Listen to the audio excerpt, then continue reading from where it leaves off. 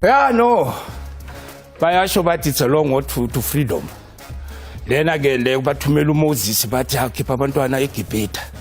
Wabuya from Tunisia wathi angizosebenza kanjalo Dr. Mtawung. Impela wakwenza lokho. What does this mean though, Doctor? 10 years later. 10 years, one day in fact. This means until the loving supporters, the Kaizer Chiefs, and those who are the fans, bathole into bebayimele kudala. Bakhululekile enhlizweni. Chairman happy la khona. And some of the players, they've made history because for the first time they lift a trophy. And I must say, Moses Nabi. Moses Nabi. And I must say, I did allude to the fact that Magafika must do young Africans, I say Tanzania. I said, I'm not saying Nabi is going to be a messiah, but he's going to win one trophy. And that was in a friendly game in Bloemfontein. If you don't believe me, yeah, like my social media, then you'll see what I'm and then na yenzekile. Only 4 players. Ngibona nje ngirepresenta Naturena, Bagapaga, my supporter. You're representing history from 1969. Yeah. Unbelievable. Bese ngijwayele lento. So njengoba ngibona nje sengiyayibuyisa. Siyabonga ekhaya. Asiyeni ke Durban kuti Nedbank Cup Pirates Chiefs. Sibona ukuthi uWandile Duba, does he deserve to stay on the field or not now? Asiyeni ke siyobona lento siyibiza ukuthi violent conduct. Right, violent conduct in a serious foul play is when a player uses excessive force or brutality against an opponent when not challenging for the ball. This is violent conduct. Here is not challenging for the ball because the player, the assistant referee Khara Mukwena has raised the flag to stop play. Whistle has been blown. Khara there making sure that he acts like an officer and a referee there, ensuring that Wandile Duba does not get, the emotions out of him. But let's see what he has done there. You can see that the whistle has been blown, but this is serious foul play. If the game is in play, it's endangering the safety of an opponent. And then if the ball is out of play, it is violent conduct. Because now you are now doing what we call but what did the referee saw? The referee did not see that. Let's show you what the referee saw for him to give the yellow card. He saw this. This is showing lack of respect for the game. So when you show lack of respect for the game, it's a yellow card with that behavior. So now he saw this, but we'll show you that what the referee did not see, and then the correct sanction for Duba is this. Let's show it to you. Let's show it to you. Let's show it to you. This is violent conduct. The referee did not see this. Now, but no, man. Unfortunately, it was incorrect decision. Let's go to the next one. We see Miguel there. So hold on. So yes, that was incorrect in offering the yellow.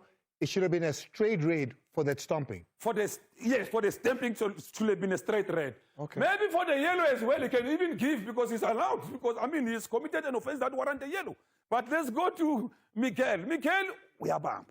Right, this is what we call SPA, stopping a promising attack. Coaches encourage this, but we don't encourage this. This is what we call taking one for the team, where you hold an opponent. When you hold an opponent, flag goes up. People are expecting a red at home. But let's show you why yellow card was given. We'll show you why yellow card was given. We'll quickly go back and show you that there is what we call cover there. You can see there is Nkwinika there. So Nkwinika there ensure that the 4 consideration for Dogso, which is distance to goal, direction of play, and the number and location of defenders, they are not successfully completed. Hence, he gave a yellow card for SPA, which is stopping a promising attack. So yellow card, correct decision, because he stopped a promising attack, even though it looks very bad and ugly. But then football says yellow card for SPA. This is called taking one for the team, not taking one for yourself. Yes. Right, let's go to the next one. The next one is what we call, there's a penalty appeal for Mufokeng. Referees have been instructed,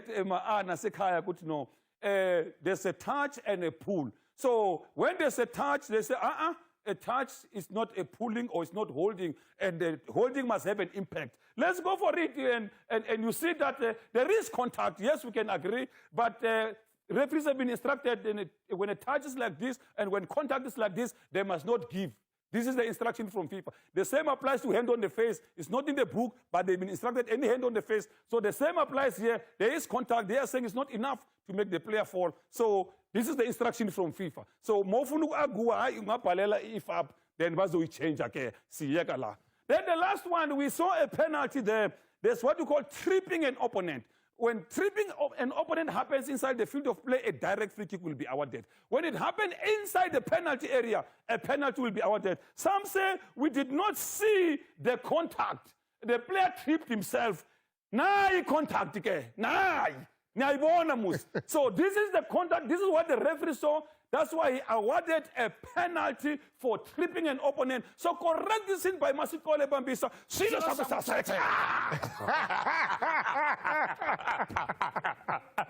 Dr. Zani. Now, Andile, we're going to spend a bit of time talking about coaches' movements. Let's start with crucial news. Tetsuanko Orlando Pirates, Jose Ribeiro, we know that he was going to leave at the end of the season. But, well, I'm not surprised. Check this interview that I had with him, touchline, after Kaizer Chiefs beat Orlando Pirates to win the Nedbank Cup. There's a lot still to play for you, but the last dance, the last cup final... No, there's no last dance. Yeah. There's game after game. We have a game on Tuesday and we have to win. No, he was clear that there's no last dance. He's now being linked with Al Ahly. Reports saying he will land in Cairo this week to continue negotiations. We'll watch that closely. But Coach Ludu, your thoughts on Coach Ribeiro leaving Pirates possibly to go to Egypt? I think really this is the only coach that made me lose my wig on the show because that's how great he was. I mean, coming to Orlando Pirates, playing 6 finals and winning 5 of those, the number of youngsters that he has promoted and the confidence that he has brought into the Orlando Pirates team, really Al Ahly will be getting a proper coach. ICV yakhe ilungisegile naye Pirates njengoba let's hope ukuthi le uzoqhubeka win ngoba le uyazi mawungawini bakufaka amavili masinyana. Let me